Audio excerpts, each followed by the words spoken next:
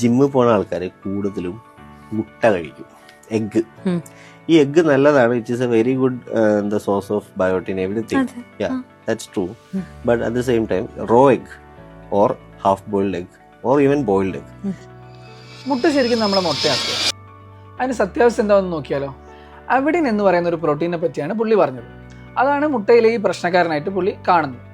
പക്ഷേ ഈ അവിഡിൻ എന്താ ചെയ്യുന്നത് വെച്ച് കഴിഞ്ഞാൽ അത് നമ്മുടെ ശരീരത്തിലെ ബയോട്ടിൻ അഥവാ ഹെയർ ഗ്രോത്തിന് വളരെ യൂസ്ഫുൾ ആയിട്ടുള്ള അല്ലെങ്കിൽ ബെനിഫിറ്റ് ചെയ്യുന്ന ഒരു വൈറ്റമിൻ്റെ റിസപ്റ്റേഴ്സിൽ പോയി ബൈൻഡ് ചെയ്യും.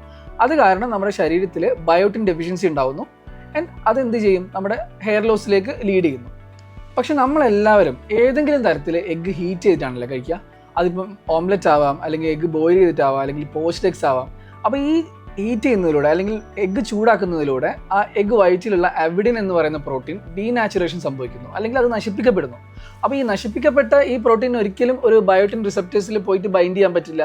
അപ്പോൾ അത് കാരണം ഒരിക്കലും ഹെയർ ലോസ് സംഭവിക്കില്ല. അത് റിസർച്ചിലൂടെ കണ്ടുപിടിച്ച കാര്യമാണ്. അപ്പോൾ നമ്മൾ ഈ കാണുന്നതും ഈ കണ്ട വീഡിയോയിൽ കണ്ടതൊന്നും ഒരു ഫാക്റ്റിന് എതിരായിട്ടുള്ള കുറച്ച് കാര്യങ്ങളാണ്. അപ്പോൾ ഇനി മുടി കൊഴിച്ചിൽ പേടിച്ച് ആരും മുട്ട കഴിക്കാണ്ടിരിക്കേണ്ട. മാത്രമല്ല എഗ്ഗ് ബയോട്ടിൻ്റെ ഒരു നല്ല റിച്ച് സോഴ്സും കൂടിയാണ്.